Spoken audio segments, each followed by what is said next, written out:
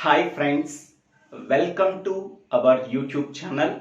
Today we have to discuss about C program to check whether the given number is strong number or not. In the previous video we have already explained two important programs that we are asked in the campus interviews and academic examination point of view. The first one is C program to check whether the given number is prime number or not. Second program, C program to print the prime numbers within the given range. If anybody wants these two videos, please refer that videos in my YouTube channel Dibbela Srinivasa Rao. Now in this video we have to check how we are finding out whether the given number is strong number or not. Suppose I am taking one number, that is 145. Okay. How to check whether this number is strong number or not? First, for this number we have to find out the individual digits of a given number. So what are the individual digits here? So 1 is one individual digit and 4 is another individual digit and 5 is another individual digits. Okay. How we are finding out these individual digits? So for that one we have to use modulus operator. This modulus operator always returns the remainder value. That remainder value is nothing but individual digit of a given number. So first I am taking 145 modulus operator 10. So that means 145 is divided with 10. So 10 14s 140. Then we are getting the remainder value 5. So this is the one individual digit. Now I am taking this quotient value. So 14 is the quotient. 14 modulus operator 10. Okay. So 14 is divided with the 10. 10 ones 10, remainder value 4. So this is another individual digit. Next I am taking this quotient value 1 modulus operator 10. So 1 can be divided with 10, 10 0, 0, 1 we are getting the remainder value. This one is another individual digit. Okay. So by using this modulus operator we have to find out the individual digits of a given number. This is 5 and this is 4 and this is 1. Once we are finding out the individual digits, then we have to find out the factorial of each and every individual number. So that is 1 factorial. Here 4 factorial. Here 5 factorial. So what is 1 factorial? So 1 factorial value is 1. What is 4 factorial? 4 factorial is nothing but 4 into 3 into 2 into 1. So that is equal to 24. This is 4 factorial. So this value is 24. Next one, 5 factorial. So 5 factorial is equal to 5 into 4 into 3 into 2 into 1. That is equal to 120. So this is 120. So once we are finding out the factorial of each and every individual digit of a given number, then we have to find out the sum of the factorials of individual digits of a given number. So then it is equal to the 145. This result is equal to the original number 145. Then we can say that this number is called as strong number. Strong number. Now, what is the definition of strong number? A number is said to be strong number if the sum of the factorials of the individual digits of a given number is equal to the original number. Then we can say that that number is called as strong number. Okay.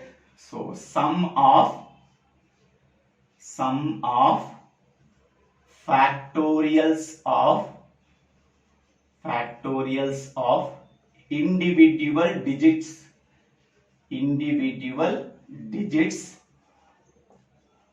of a given number is equal to the original number, then that number is called as strong number. Okay, so this is the logic to find out whether the given number is strong number or not. Now we can go for the logic. So first logic is, I am taking one number, that is 145. So this number is stored in a variable called n. So n value is read from the keyboard by using scanf function. After that, n value can be assigned to the variable m. So now m value is also 145 after assigning its value to the variable m. Okay, so next one is, I am taking another variable sum is equal to 0. Next one, another variable I am taking r. Next, another variable I am taking I. Okay, so these are initialized. Int sum is equal to 0, comma r, comma I, comma fact. So these are the variables we are taken. Okay, next one here, while n greater than 0. So if the given number n value is always greater than 0, then the body of the while loop are executed. The statements within the body of the while loop are executed. The first step is r. R is equal to n modulus operator 10. Okay, so first we have to find out the individual digits of a given number by using n modulus operator 10. So this results are assigned to the variable r. Variable r contains the individual digits of a given number. Okay, next one, I am taking I is equal to 1 and fact is equal to 1. Okay, initially I am taking I is equal to 1 and fact is equal to 1. Next one, while I less than or equal to r. Then fact is equal to fact into I. Next, I plus plus. So this loop is used for finding out the factorial of each and every individual digit. Okay, this statement is used for finding out the individual digit of a given number. This loop is used for finding out the factorial of a individual digit of a given number. Once we are finding out the factorial, then we are find out the sum. Okay, so sum is equal to sum plus fact value. Sum is equal to sum plus fact. Next one, n is equal to n by 10. N is equal to n by 10. Okay, now this while loop is closed. Okay, so once after finding out the sum of the factorial of the individual digit of a given number, so this number is equal to the m value. So if sum is equal to m. M is nothing but original number. Okay, so then we can say that printf it is a strong number.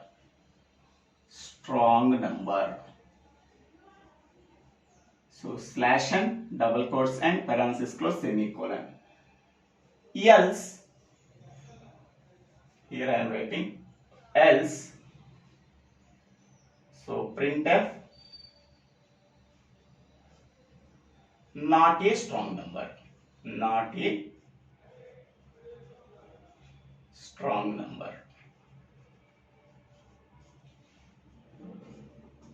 Else close. Okay, so this is the logic of this program. Okay, now we have to check whether we are getting the 145 is the strong number or not by tracing this logic. Okay, first here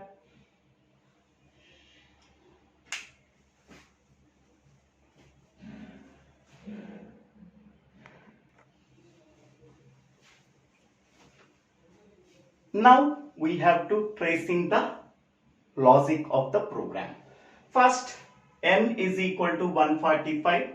That value is read from the keyboard. Now we are initializing the variable sum is equal to 0 and the remaining variables are declared. Next one, m is equal to n.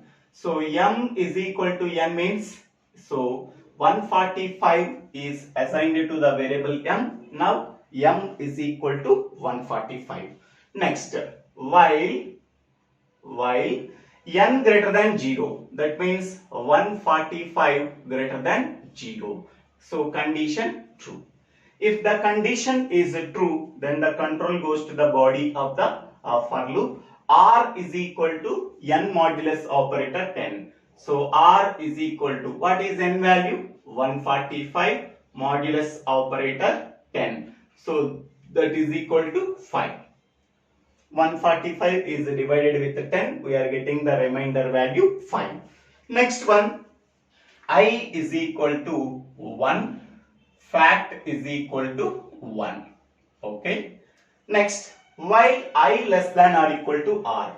So here while, what is I value? So 1. 1 less than or equal to R. R value is 5. 1 less than or equal to 5. Condition true. If the condition is true, then the control goes to the body of the inner while loop. Fact is equal to fact into I. So fact is equal to fact into I. What is initially fact value? 1. So 1 into 1. So that is equal to 1. I plus plus. So after I is incremented, now I value becomes 2. 2 less than or equal to 5. Condition true. So here what is fact value? Initially fact value is 1. 1 into what is I value? 2. 1 into 2 is equal to 2. Next again I value is incremented. Now I value is, previous it is 2, now it becomes 3. Again we are checking the condition. Now 3 less than or equal to 5. Condition true. If the condition is true, fact is equal to fact into I. Previous fact value is 2 and what is I value? I value 3. So 2 into 3, that is equal to 6. Next I plus plus. Now I value is incremented. Now I value is 4. Now again we are checking the condition 4 less than or equal to 5. Condition true. Then the control goes to the while loop. So here fact is equal to fact into I. Previous fact value, that is a 6 and I value is 4. 6 into 4, that is a 24. I plus plus. So now I value 5. Previous it is 4, now it is 5. 5 less than or equal to 5. Condition true. If the condition is true, then the control goes to the body of the while loop. Fact is equal to fact into I. Previous fact value is 24 and now I value is 5. 24 into 5, that is a 120. Okay. Next I plus plus. Now I value is a 6. So 6 less than or equal. Again we have to check the condition. 6 less than or equal to 5. Condition false. If the condition is false, then the control goes to the next statement after the while loop. Okay, here sum is equal to sum plus fact. So what is the sum value? Initially sum value is 0. Okay, so that is 0 plus 120. So that is equal to 120. Okay. Next one. Next step is n is equal to n by 10. So n is equal to n by 10. So what is n value? So that is 145 by 10. So that is equal to 14. Now n value is 14. Now again we have to check the condition, outer for loop, outer while loop. Outer while loop is this one, while n greater than 0. Now here n value now becomes, it is 14. N value becomes 14. 14 greater than 0. 14 greater than 0. Condition true. If the condition is true, then the statements within the body of the while loop are executed. R is equal to n modulus operator 10. So now n value is 14. 14 modulus operator 10. So then we are getting 4. Okay. Now I is equal to 1. Fact is equal to 1. Next, while I less than or equal to R. What is R value? R value is 4. So now here 1 less than or equal to 4. R value 4. So condition true. If the condition is true, then these statements are executed until this condition is false. First, I is equal to 1. 1 less than or equal to 4. Condition true. If the condition is true, the statements within the body of the while loop are executed. Initially fact value 1. Okay. 1 and I value is 1. 1 into 1, that is equal to 1. So fact value contains the value 1. Next I plus plus. Now I value becomes 2. Okay. Again we have to check the condition. So I less than or equal to R. Now I value 2. 2 less than or equal to 4. Condition true. If the condition is true, these two statements are executed. Fact is equal to fact into I. Previous fact value 1. So this is 1 into I value is 2. So 1 into 2, that is equal to 2. Next I plus plus. Previous I value 2. Now it is a 3. Okay. Again we have to check this condition. So while I less than or equal to R. Now I value is 3. 3 less than or equal to 4. Condition true. If the condition is true, the statements within the body of the while loop are executed. Fact is equal to fact into I. Previous fact value, that is 2. And what is I value now? 3. 2 into 3, that is equal to 6. Next I plus plus. Previous I value 3. Now it is incremented by 1, that is 4. Again we have to check the condition. While I less than or equal to R. Now I value is 4. 4 less than or equal to 4. Condition true. The statements within the body of the while loop are executed. Fact is equal to fact into I. Previous fact value 6 and I value is 4. 6 into 4, that is equal to 24. Next I plus plus. Previous I value 4. Now it is 5. Again we have to check the condition. So now I value 5. I less than or equal to R. I value 5. R value 4. 5 less than or equal to 4. Condition false. If the condition is false, the control goes to the next statement after the while loop. Sum is equal to sum plus fact. Previous sum value is 120. Previous value is 120 plus now fact value is 24. So 120 plus 24, that is 144. So sum is equal to sum plus fact. Previous sum value is 120. Now fact value, current value is 24. 120 plus 24, that is 144. After that n is equal to n by 10. So n value I am taking now 14. So 14 divided by 10. So that is equal to 1. Okay. So after executing these two statements, sum is equal to 144, n is equal to 1. Again we have to check the outer while loop. Okay, while n greater than 0. Now n value is 1. So now n greater than 0 means 1 greater than 0. Condition true. If the condition is true, the statements within the outer while loop are executed. First one, R is equal to n modulus operator 10. So 1 modulus operator 10, we are getting 1. Okay. Next one, I is equal to 1, fact is equal to 1. Next one, while I less than or equal to R. So I means 1, R value is 1. So 1 less than or equal to 1. Condition true. If the condition is true, the statements within the while loop are executed. Fact is equal to fact into I. Fact into I. So what is fact value here? 1. And what is I value here? 1. 1 into 1, that is equal to 1. Next, I plus plus, previous I value 1, now it is a 2.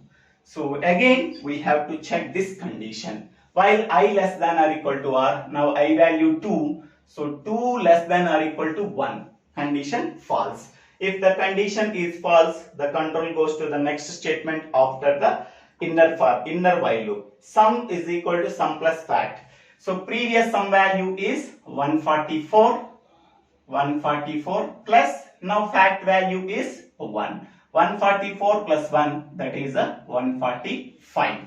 Next one, n is equal to n by 10. N value 1, so 1 by 10. 1 by 10 is nothing but 0. Okay. So after executing these two statements, sum value is 145 and n value is 0. Again, we have to check this condition. So now, while n greater than 0, n value 0, 0 greater than 0. So this is false.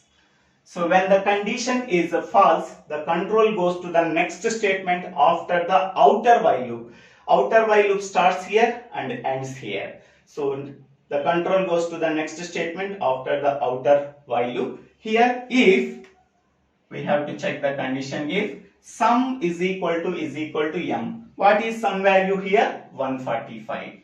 145 is equal to what is m value? M value is also 145. So 145 equal to 145. Condition true. If the condition is true, the statements within the if block is executed. So print strong number. Print strong number. So if the condition is true, else block is skipped. Okay. So this is the logic and its tracing. Now we can go for the implementation of this program.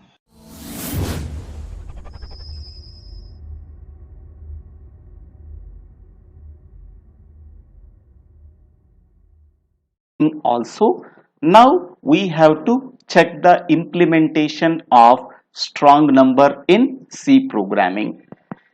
So here first I am declaring n comma I comma fact comma r comma m comma sum is equal to 0. Initially sum variable is initialized with 0. Next, CLR SCR printf enter the given number. This number is read from the keyboard by using scanf function. So whatever the number that is read from the keyboard, that value is stored in the variable n. Next, m is equal to n value can be assigned to the variable m. Now m and n contains the same number, whatever the number that is read from the keyboard. Next one, while n greater than 0, if the given number is greater than 0, then the statements within the body of the outer while loop are executed. So this statement is used for finding out the individual digits. After finding out the individual digit, then we have to find out the factorial of a given number by using the inner while loop. Once we are finding out the factorial of the individual digit of a given number, so that number, that result is added to the variable sum. So this procedure is repeated until n value is greater than 0 is false. Okay. So once we are getting the sum value finally, after finding out the individual digits factorial, so the final value is stored in the variable called sum. Okay, if some value is equal to m, so printf strong number, otherwise it is not a strong number. So this is the logic of the program. Now we have to save the program with strong.c and compile this program. So we are getting 0 errors and 0 warnings. Press enter. After that we have to run the program. So enter the given number. I am giving 145. So press Alt F5. So 145 is the strong number. Once again I am running the program. Enter the given number 2. 2 is also a strong number. Yes, 2 is also a strong number. Next, again we have to run the program. Enter the given number 1. 1 is also a strong number. Yes, 1 is also a strong number. Once again I am running the program. Now I am giving some 132. It is not a strong number. It is not a strong number. So this is the tracing and implementation of strong number program in C language. So thank you for watching this video. If you like this video, please click on the like button and share this video to your friends and classmates. If you like this video, please subscribe my channel name Divyala Srinivasa Rao. Regarding this program, if you have any doubts, please put your doubts in comment box. I will clarify your doubts. Thank you for watching this video. Thank you one and all. Don't forget to subscribe my YouTube channel. Thank you.